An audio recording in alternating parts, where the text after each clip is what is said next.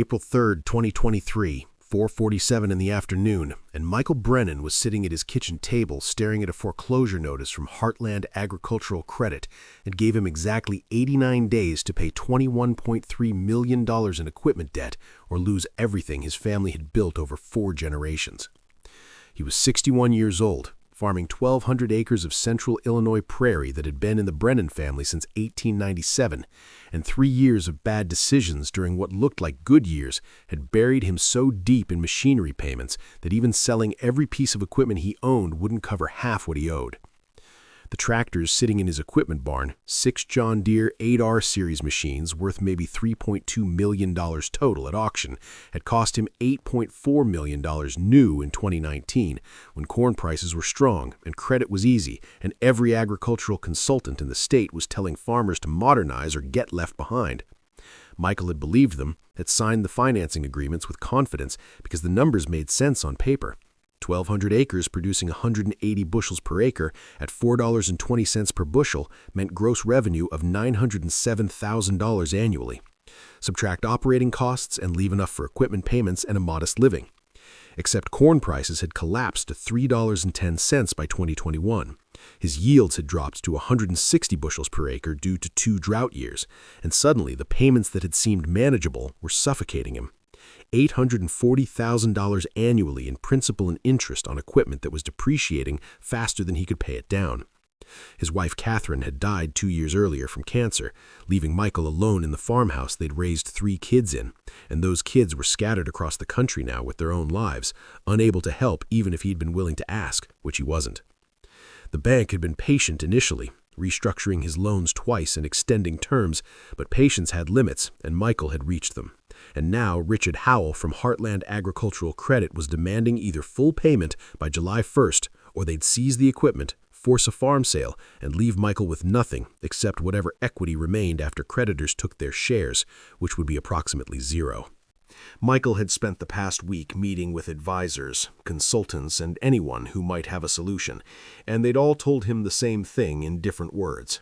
Sell the equipment now while he still controlled the timing, liquidate at auction, use the proceeds to pay down part of the debt, declare bankruptcy on the remainder, and start over with nothing at 61 years old working someone else's land for wages. The thought made him physically sick. The idea of losing land his great-grandfather had homesteaded, that his grandfather had defended through the Depression, that his father had expanded during better times, all of it gone, because Michael had trusted consultants who'd promised that modern equipment would increase efficiency enough to justify the debt.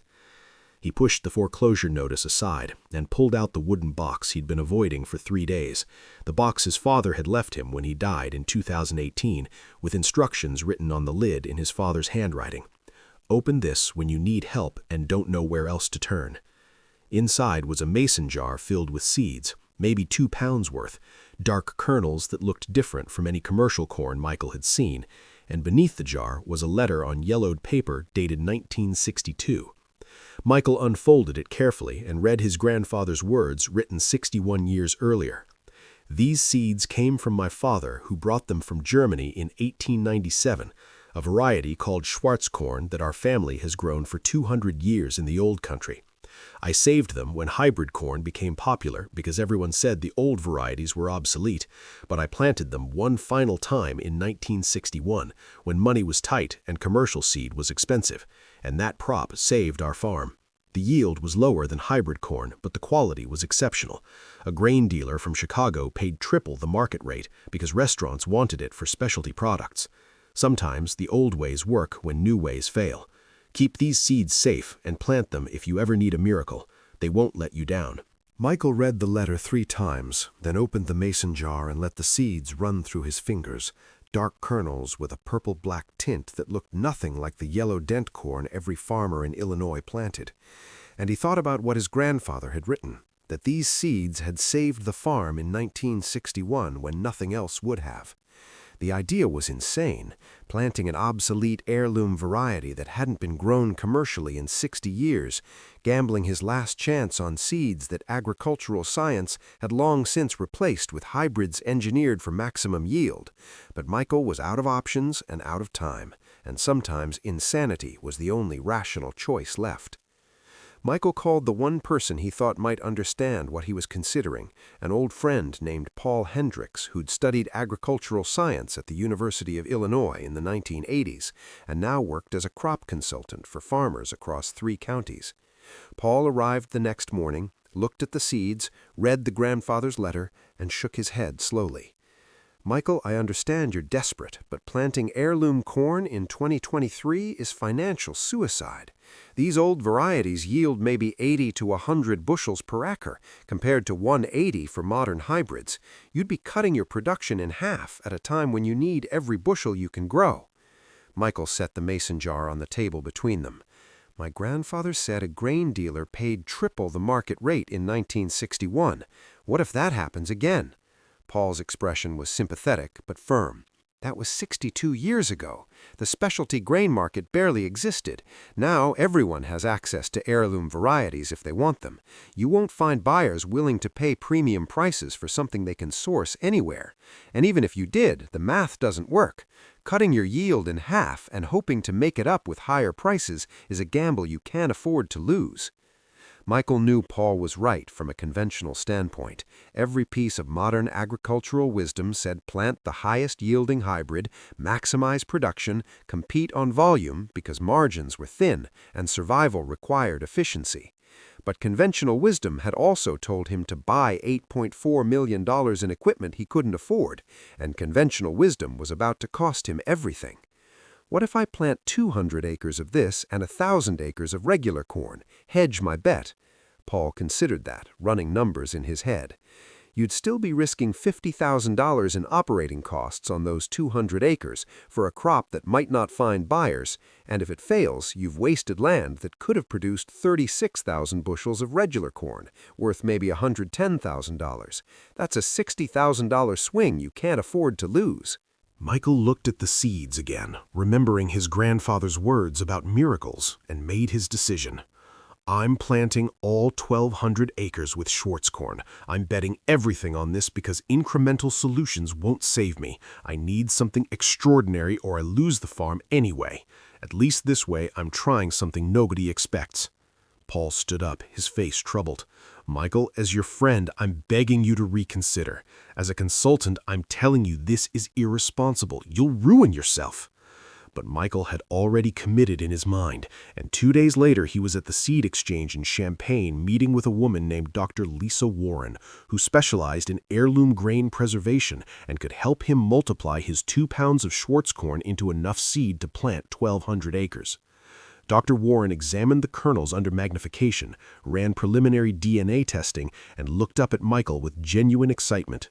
"This is authentic pre-1900 German landrace corn, completely unmodified by modern breeding. I haven't seen a variety this pure in 15 years. Where did you get this?" Michael explained about his grandfather, the letter, the desperate situation that had led him here, and Dr. Warren listened with the intensity of someone who understood what he was holding. "Mr. Brennan, I can multiply this seed for you. We have facilities that can grow out enough for 1,200 acres by planting season, but I need you to understand something. Heirloom varieties like this are unpredictable. They haven't been stabilized through generations of selective breeding like hybrids. Your yields will vary, your crop quality will vary, and you'll face challenges modern farmers don't deal with because this corn wasn't designed for industrial agriculture." Michael met her eyes. "But it worked for my grandfather when nothing else would, and that's all I've got to hold on to right now." Dr. Warren nodded slowly. "Then let's give you a chance at a miracle." The seed multiplication took 6 weeks, cost Michael $32,000 he borrowed against his truck tattle, and produced enough Schwartz corn to plant his entire 1,200 acres. Dark kernels that looked wrong to every farmer who saw them, and when Michael started planting in early May, his neighbors noticed immediately.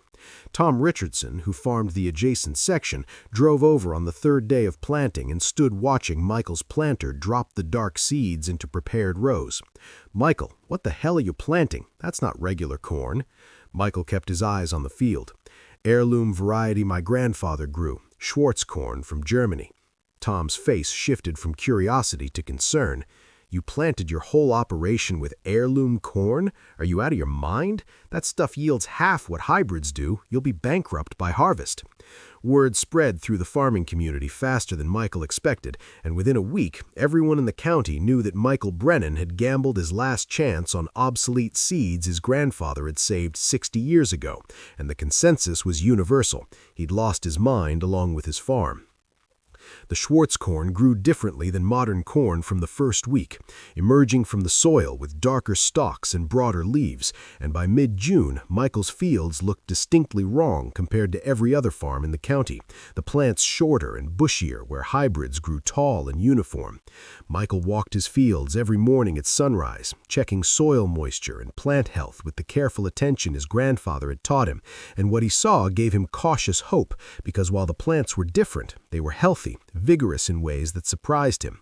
By July, the difference was even more pronounced. Michael's Schwartz corn topped out at maybe 7 feet, where neighbors' hybrid corn was pushing 9, but the ears developing on each stalk were thick and heavy, multiple ears per plant, where hybrids typically produced 1 or 2.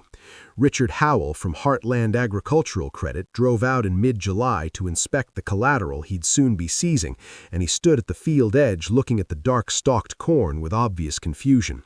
"What variety is this? I've never seen corn that color." Michael kept his voice neutral. "Heirloom variety, Schwartz corn, been in my family since 1897. Howell's expression shifted to something between pity and contempt.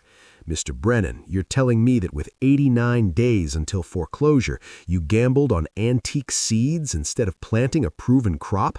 That's possibly the most irresponsible decision I've seen in 20 years of agricultural lending." Michael didn't argue, just stood there while Howell lectured him about fiduciary responsibility and the foolishness of desperation.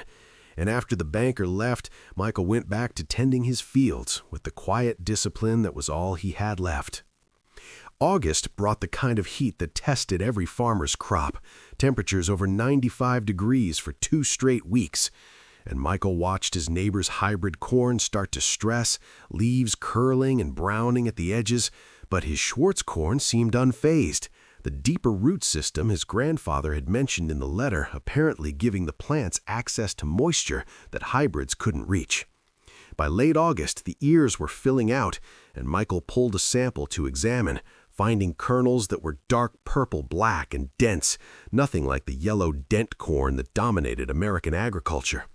He sent samples to 3 grain buyers in Chicago, along with information about the variety's history and organic growing methods, and waited for responses that would determine whether his gamble had any chance of succeeding. The first response came from a buyer named James Chen, who specialized in heritage grains for high-end restaurants and specialty food producers. "Mr. Brennan, I'd like to visit your farm and see this crop in person. If the quality matches what I'm seeing in these samples, I have clients who will pay significant premiums for authentic pre-industrial corn varieties." Chen arrived on September 8th, walked Michael's fields for 2 hours, pulled and examined dozens of ears, and finally turned to Michael with an expression that was hard to read.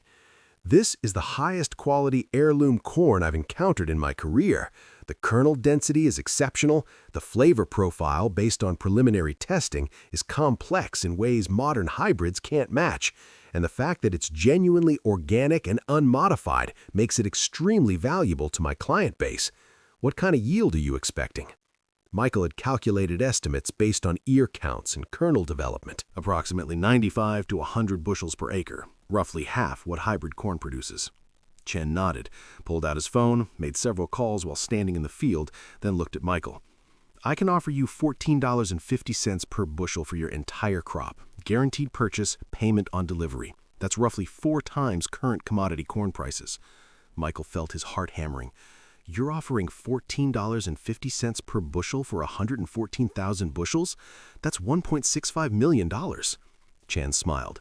"Mr. Brennan, specialty grain markets pay for quality and authenticity. Your Schwartz corn has both. I have restaurant clients in New York and San Francisco who'll pay premium prices for products made from heritage grains, and food manufacturers developing organic product lines who need exactly what you're growing. This isn't charity. This is business. Your corn is worth what I'm offering because I can sell it for more." Michael accepted on the spot, signed a purchase agreement that guaranteed $1.65 million payment at harvest, and for the first time in 3 years, he felt something like hope.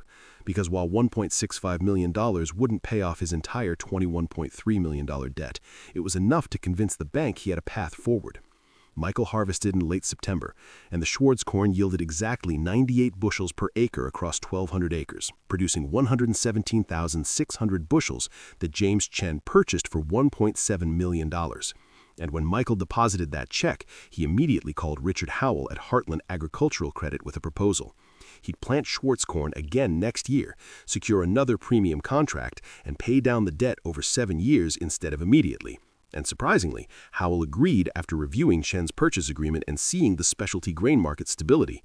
Michael planted Schwartz corn for 3 more consecutive years, each harvest generating between $1.6 and $1.9 million in premium sales. And by 2027, he'd paid off the entire $21.3 million debt plus interest.